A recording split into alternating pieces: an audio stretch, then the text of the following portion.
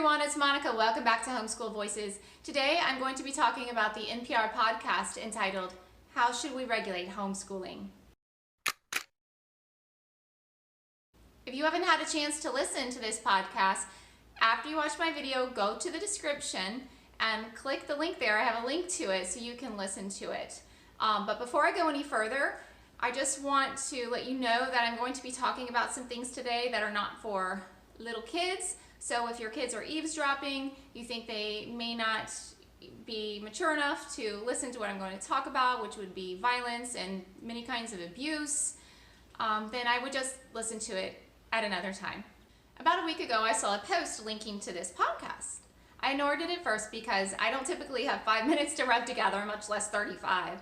But then I saw several more posts and I thought, maybe it's time for me to listen.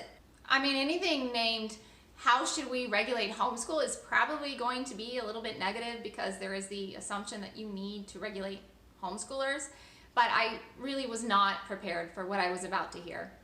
This podcast is nothing less than a slanderous attack against homeschoolers, calling them incompetent at best or abusive murderers at worst. I kid you not, I am not exaggerating. It talks about homeschoolers as if we're murderers.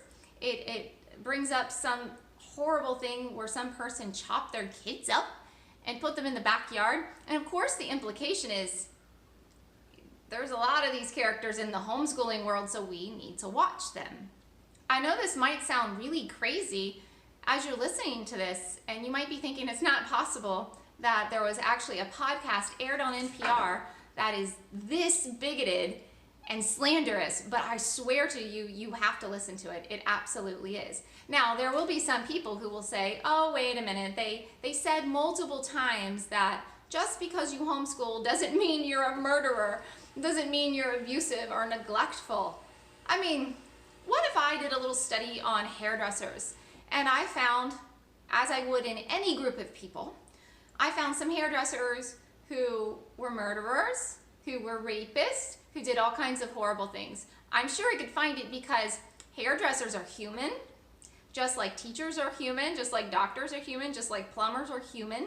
Whenever you have a group of humans, you will have a small amount of people sadly doing horrible things. So what if I found this group of people and I said, well, just because you're a hairdresser doesn't mean that you're a rapist.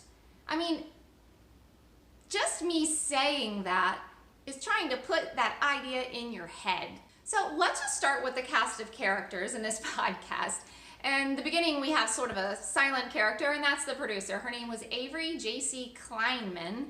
And she's probably really responsible for the layout of this podcast. And as you listen to it, you're just gonna be shocked. Then, of course, there is Tom Zwllich. He was the moderator. And I'm gonna guess that he is pretty anti-homeschooling because he signed on to this. I'm sure that he read the script beforehand because it is fairly scripted.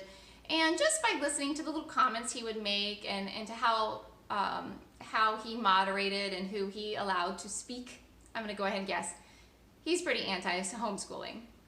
The way that the show works is that a listener, a theoretically random listener, suggests a topic for discussion.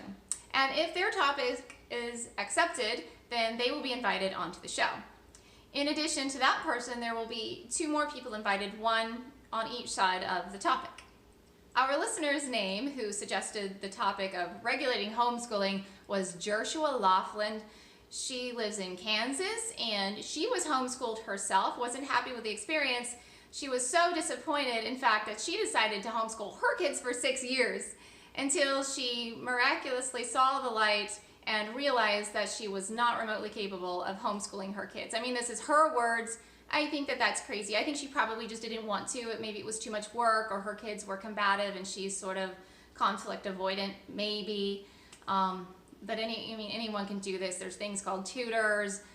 In my town, there's all kinds of classes you can enroll your kids in. There's online classes. There are complete packaged curriculums that you can purchase.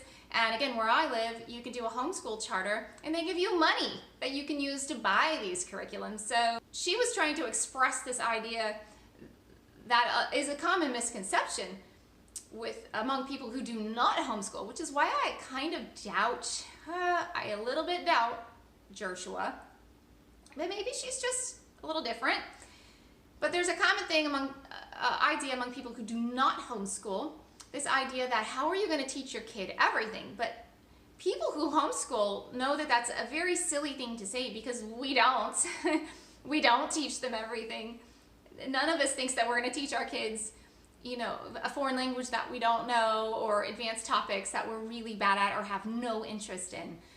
It's very common to enroll your kids either in online classes or local classes that are geared towards homeschoolers. The next person that they had on was the anti-homeschooling person, and her name was Samantha Field. And she is the Government Relations Director and board member of the Coalition for Responsible Home Education. I mean, come on, who doesn't want responsible home education? When you listen to her, though, she doesn't want responsible home education. She wants so many rules and regulations that most people are just going to put their hands up and say, I don't want to do that. That's too difficult, too much of a pain in the butt. And if you're wondering what a government affairs director does, they basically work with politicians and try to get laws made and laws changed, because she has a certain perspective and she really, really wants to have things changed, basically. And she also will do things like radio interviews, like we see here in this NPR podcast, and she would do TV interviews if she could, anything like that, to also proactively try to start to change public opinion. That is literally her job title. That's what a government affairs manager or director would typically do. I wasn't too surprised, I bet you won't be either, to find out that Jerusha Lofland and Samantha Field almost certainly know one another. Why do I say that? Well, I looked on Samantha Field's website for her organization and I found, guess who? Jerusha Lofland. Yeah, she was a testimonial on the website. Strange, because testimonials are normally for something positive. These are like negative testimonials. I found a couple of other interesting things when I went to the website for the Coalition of Responsible Homeschooling. It was funny because at first there was some sort of good information and you're like, oh, maybe I have it all wrong, right? And then I kept reading a little more, and there was this section on diplomas, and at first it looked helpful, right? It gives you this advice on how to make a diploma. And then right below that it has a section saying, if your parents won't give you a diploma, because right, that's a big problem in the homeschool world, like parents refusing to give their kids diplomas. If they won't give you one, then you can print one up yourself, right? And then after that they say, but your homeschool's diploma's really not going to count for much anyway, so It was just interesting. It pretends to be helpful, and then it just tells you how crappy your homeschool diploma is going to be and how it's not worth anything. The last person on the show is a homeschool advocate and the president of the National Home Education Research Institute. His name is Brian Ray. So Brian was impressively composed. They said some crazy stuff in this podcast, and the implication is, hey, we found this person who murdered kids and they said they homeschooled. We really need to watch homeschoolers, because it must be a much bigger problem in the homeschooling community than in the public school community, right? Like I said before, talking about chopping up kids, awful, awful stuff. This one lady, they had a lady give a quote saying her curriculum came from a child predator, something to that effect. And again, they're bringing these things up, they're digging around, finding the worst things they can, trying to give the impression that there's a major problem in the homeschool community. And here Brian Ray is listening to this, and he was so composed. He was so calm. He never got mad. I really respected this guy when I was listening to him. I wish I could have heard him more, though, because he made some really great points, but the moderator, Tom Zwllich, didn't give him hardly any time. In fact, he gave him less than 5 minutes, and he gave the two girls combined, Samantha and Jerusha, who might as well have been one person because they said exactly the same thing, and they pretty much seem in league with one another, gave them about 15 minutes. So he got about a third the amount of time that they got. So it was nothing was balanced about this podcast at all. Like I said, I didn't get to hear from Brian nearly enough. He had a lot of great things to say, and I wanted to hear more. So I did reach out to him and he agreed to let me interview him. So I will have that video up in a few weeks. Make sure you click the subscribe button and the notification bell next to it if you would like to hear that interview with Brian. So now you have a basic idea of the cast of characters and what is going on in this podcast. And I want to start to go into a little bit about the nuts and bolts of it and why I think that we are going to be seeing more and more podcasts like this. If this podcast can air like this and not have a public outcry, that's frightening, because that means that a certain amount of people agree with it to one extent or another. And we really, really have to speak up, or what's going to happen is, if you want to homeschool your kids, you're going to have to get fingerprinted, you're going to have background checks like you're a criminal. All of a sudden, you're going to have all these things happen that you would never have to have happen if your kid was in a public school. Anyone who went to a public school, if they had to have a background check and had to have people sign off on the medical decisions they make for their kids, yes, they did mention that in the podcast, there would be a huge outcry. But because it's homeschoolers, sadly, we're an acceptable target, and we have to change that. Back to something that I said earlier, I don't think that Jerusha Lofland and her suggestion was random. I don't think it was random. I actually think that the public schools are freaking out right now because people are sick of the sex ed curriculums. They're sick of Common Core. They're sick of schools in general. They're sick of bullying. They're sick of violence in schools, including shootings and more. They're sick of them. And they're pulling their kids out of schools to keep them safe, basically. And the more and more people do that, the less money those schools will have, because they get funded when a kid is in the school. If they have less kids in the school, they get less funds. And we're going to see more and more attacks like this. I really feel like this is an intentional attack on homeschoolers, which is, again, why I think it is so important that we need to speak out about it. I just want to give you some numbers here to show you how the public schools really are in trouble. The LA Unified School District lost over 34,000 kids as of March 2019. The largest loss before that was the 2014 to 2015 school year, when they lost almost 9,000 kids. The Long Beach Unified School District in California here, they lost 7,600 kids.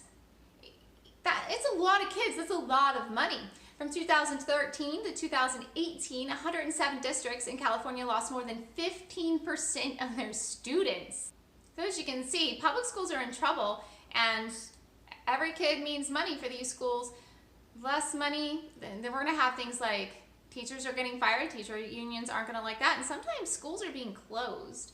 It's not hard to imagine that there is a clear incentive for many groups to demonize homeschoolers and homeschooling so we can keep those kids in public school. And let's face it, the kids who were in public school and then went into homeschool are probably not going to go into the whole private school world because they probably don't have the money. California isn't the only state to have problems either. Let's take Philadelphia. In the next 8 years, they estimate enrollment will be down 20,000 students. The reason they're probably so pessimistic is because in the past 10 years, the Philadelphia School District has already seen a 24% drop in enrollment. This can't be completely blamed on parents taking their kids out of school. A lot of it has to do with declining birth rates. In 2018, the birth rate dropped 2%, resulting in the lowest number of births in 32 years. That also results in less kids in school, which means less funding, which means programs get cut and schools get closed and teachers get fired. So what does this all have to do with the NPR podcast? Everything. If you want to increase enrollment, you need more kids. You can't force people to have babies. The only other option is to scare people away from educating their kids at home.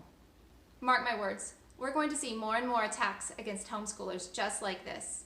Unless, of course, we speak up and we make our voices heard. The financial motivation isn't the only one either. Maybe even a bigger motivation is the desire to control ideas. There are a lot of people who believe that there are a set of correct ideas and anything else is wrong or bad. So Jerusha Lofland and Samantha definitely are in that category. They have a set of ideas that they think is right, and anything else outside of what they think is right is wrong and is, in their mind, abusive. I have to admit, there is a little bit of truth to the idea that homeschoolers are wild cards, right? If you have a bunch of kids in different families, in different homes, and they're not in one classroom taught by one teacher, you can't really control the narrative, can you? You can't really control their beliefs. You can't really control what you're taught. You're going to have a lot of variety, and maybe for some people, a little too much variety. I hate to do it, but I'm going to go ahead and bring up the Nazis.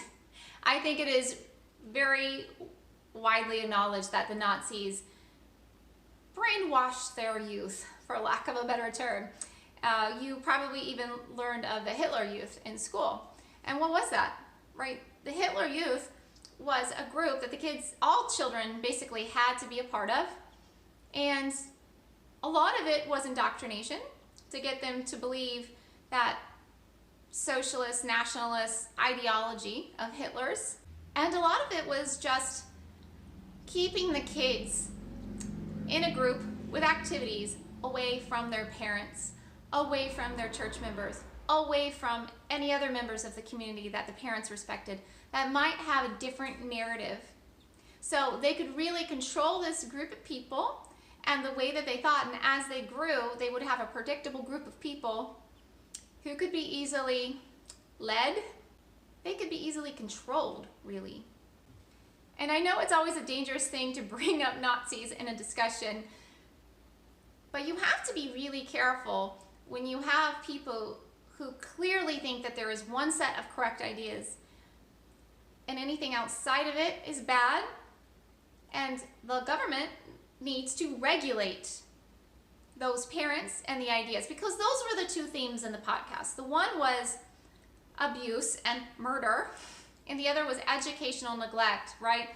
The idea that the approved ideas and the approved thoughts were not being taught sufficiently, and maybe other things that were incorrect, in their opinion, were being taught to the kids. Along the same lines, both Samantha and Jerusha seem to think that most homeschoolers are Christian. And I do think that this was true when they were kids and when they were being homeschooled. But my personal experience in California, where I live, is this isn't true at all. There are so many different people who are homeschooling, and I wouldn't say that most of them are Christian at all. I would say most of the people that I know that homeschool are not Christian. And on a whole other level, I find it interesting that they bring it up as if it's some sort of problem. What's their problem with Christians? Why is that a bad thing? Why? Because the Christians believe in a set of ideas that are not acceptable to Samantha or Jerusha. That's why they bring it up. That's why they think it's significant enough to talk about. So if you kind of bristled at the idea that schools are widely used to teach ideas that are good and not teach ideas that are bad, basically to indoctrinate. And this is very common in all public schools around the whole world. It's not just Nazi. They were just very extreme and very negative. But all schools do this. I'll take another example. Take environmentalism. Right? So that's not, you could say it's science. You could say it's science, but it's not really. Not really. It's more of an ethical thing for many people. And a lot of you might think it's a good thing. I tend to think it's a pretty good thing. I don't know if I agree with everything that they teach, but I think overall it's a pretty good thing. And that's definitely taught in schools, right? It's these ideas. Take sex ed. Whether you agree with it or not, there is a big push for teaching a lot more than the basic biology of sex, like for having babies, that kind of sex, They want to teach a lot more than that. Why? Because there is a group of people who believe that is the right thing to do. So this group of people who would regulate homeschoolers, for example, if we are not teaching these sort of things at home, they would call that educational neglect. And what it really is a disagreement. It's different values. And what I say is, who are you to say that my values are wrong and your values are right? And not to say that all of our values are different, but where they are different, why are yours right and mine are wrong? I hope you're starting to see how schools are used, for better or worse, as a way to encourage the acceptance of certain views If we allow schools to be used in this way to teach what we think are good ideas, then schools will inevitably be used to teach what we think are sometimes bad ideas. And you can't get around it. Schools are being used in this way. And more parents are finding that their morals and their values are in conflict with the morals and values that are being taught in school, and they're pulling their kids out. And this is becoming a big problem for public schools.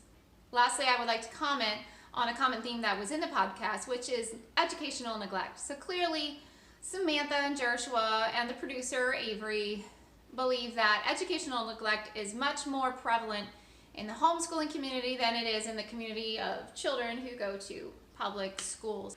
If you believe that, like these people believe that, then you're just prejudiced against homeschoolers because there's nothing to back that up. Approximately 35 million Americans possesses the reading skills below the level of a fourth grader. I'll say that again. If these activists cared about the academic progress of children, they'd reform public schools.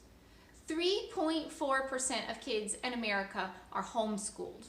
10% of kids are in private schools. That leaves a whopping 86.6% of students attending public schools. A huge chunk of them can barely read when they graduate. The story isn't too much better with math. Most American 8th grade students can't add fractions or put a sequence in order such as 2 sevenths, 1/2, and 5/9. 23% of 12th graders are proficient in math. So to put that another way, 77% of 12th graders are not proficient in math.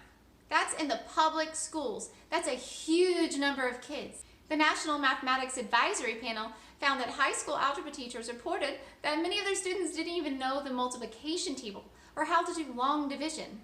William Schmidt, a Michigan State University professor who studies how the U.S. compares to other countries in education, aptly summed it up when he said, "This is not mental Olympics. This is not about one country doing a little better than others.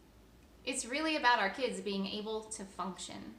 So I'm sorry, I just find it very hard to believe that people like Samantha and Jerusha actually care about the academic progress of 3.4% of school kids in the United States when we have the vast majority of kids, 86%, who are in public schools, and a huge chunk of them are being failed. So that's really what it boils down to, is that this was an intentional attack against homeschoolers because their reasons just don't make sense.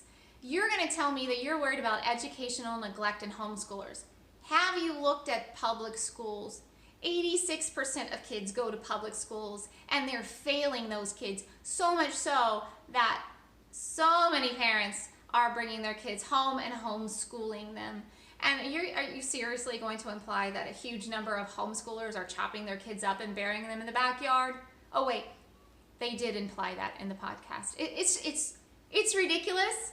And if I heard a little outcry, I would almost think it was funny. That's how ridiculous it was. So speak up, make your voices heard, guys. Call NPR, call the moderator, email the producer. I'm going to put their information in the description below. If you have any opinions or thoughts, please tell me in the comments. I'd love the discussion. If you want to get that next interview with Brian Ray that I'm going to put up in a few weeks, make sure you click the subscribe button and the notification bell next to it. If you like this video, please click thumbs up. And in the meantime, everyone, all you wonderful, fabulous, loving, hardworking, concerted, homeschooling moms and dads, happy homeschooling and have a great day.